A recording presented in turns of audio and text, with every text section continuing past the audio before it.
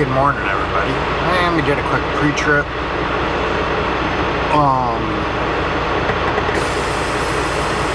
I guess with my Hero 9's update, it just will not work without the battery. Had to put the battery back in, but every once in a while when it's on charge, you gotta pull the battery out, kind of recycle it.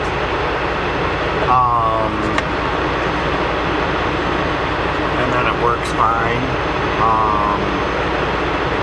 Yeah.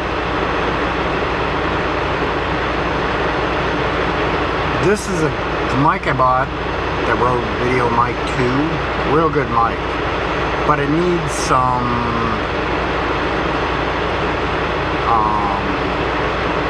it needs good preamps where it's going into. So that Sonovo adapter for my Osmo Action really needs like a power mic, and that for it to work really well. I just don't want to have to deal with the battery. So either I go back to it and then I have to adjust up the volume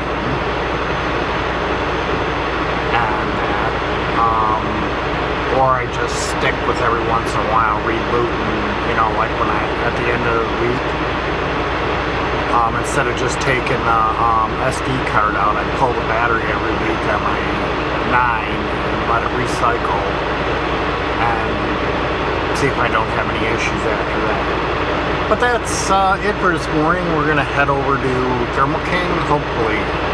Crossing my fingers. It works. One thing I did notice this morning is, now lately I've been turning my truck off overnight because the APU works. I think the guy was originally right in his diagnosis when I brought it in last time for the defroster issue, that control modules that control all the vent doors, one of them, when it overheats, stops working. So there was probably an issue with the HVAC switch or module also, but yeah, my defroster's kind of quit this morning, but I've actually run the truck all night. Had the same issue yesterday where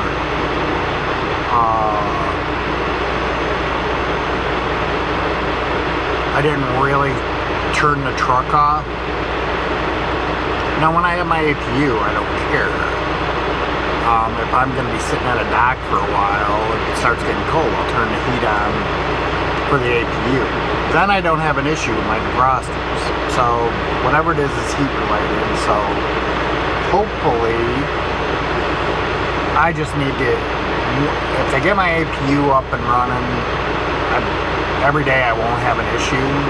I think it's just when it's on for 24 hours that, because it was kind of working, well, I thought it was working yesterday morning, but it might not have been, because it was, got kind of chilly in here in the afternoon, because I always put it on, you know, the spot where it's a mix of defrost and like your vents on the side, and it got kind of chilly a couple times until I closed the window, and then so right now I got it on heat and it seems to work fine. Maybe that controller that controls, it only controls the defrost part of it, it's the one that's bad. But like you said, if you're going to replace one, you might as well replace all three, because now you're going to be putting a strain on all the rest, and rather than go back in there 3 times. So when I get back at the end of the month, I'll have to take it back in again for that. And I forgot to mention to them that that one light's leaking again, so I get, when it's raining, I get a drip every once in a while, so I gotta have them reseal that. Alright, well, it's almost time to go, so we'll get going in a little bit. If I have enough light, I'll get some road footage going there. If not, I'll get it when I come back. See you in a little while. Hey everybody. Well, I'm at Thermal King. Like I said, I get here, I'm pretty early. I'm about a half hour before they open, so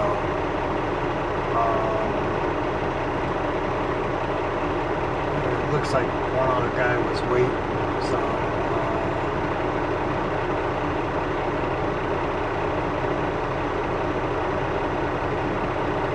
we'll see.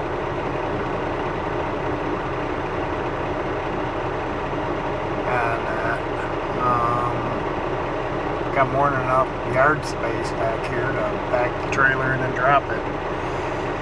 So we'll see, and we'll let you know once we're back rolling again on what the issue was. Hey everybody, well, we're leaving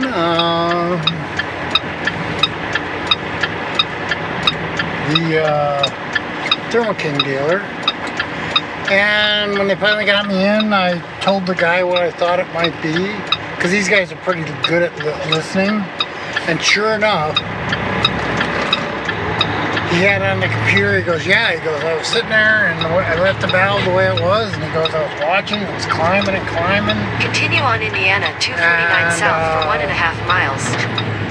He goes, I went over there and I turned the valve up. It stopped at 150. After a little bit, it started dropping like a rock.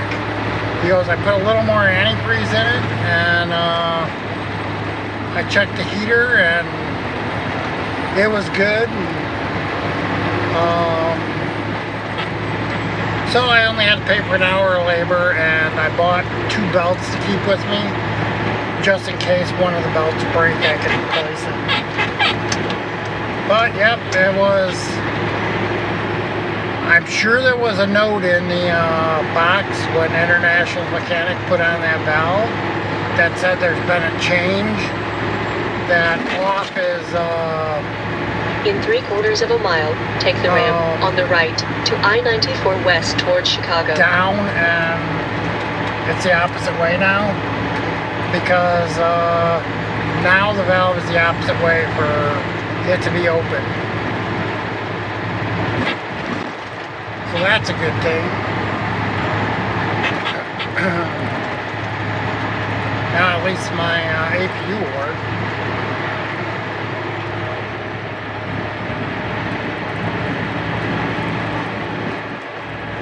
And I know when manufacturers do changes to their parts, there's always a note in there saying, hey, you know, we redesigned the part. This is what the redesign is, and this is what you have to do. Apparently, he just assumed it was the same, and it's not. They changed it. But I got a load. It's one of my bottle loads that'll deliver 8 o'clock on Monday. So... take the ramp on the right to I-94 west towards Chicago. Use the right lane to take the I-94 west ramp to Chicago. So I'll just go over there, depending on how many trucks they have waiting. Use the right lane to take the I-94 west ramp. Head down there and probably...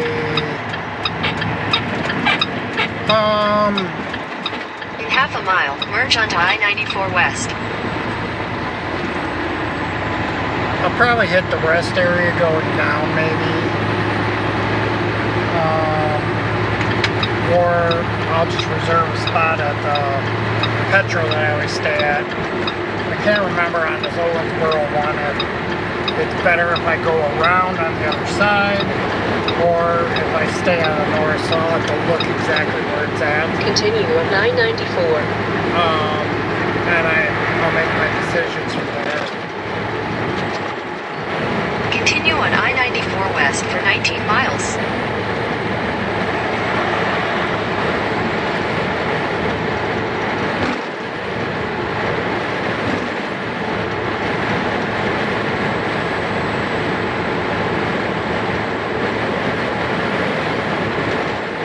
Well, this blows.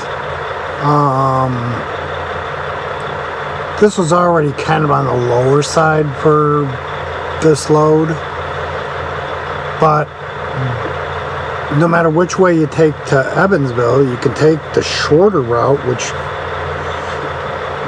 puts you at 334, but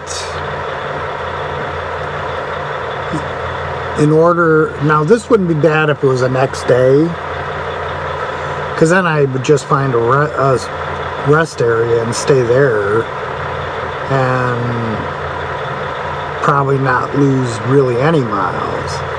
But because I got to find a place for the weekend, this turns into 400 miles no matter which way I go.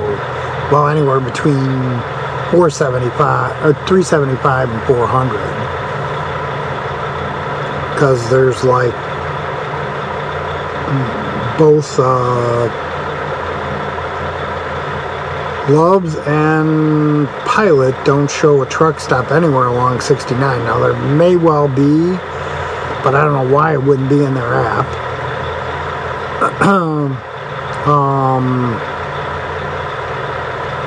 So you're stuck with either going to Evansville, because the route takes you on 231, and 231 is right square in between Evansville and Leavenworth. So either way, you're backtracking the same amount of miles to a truck stop and that. So you're at, like I said, 375 to 400 miles any way you look at it, even taking the short route.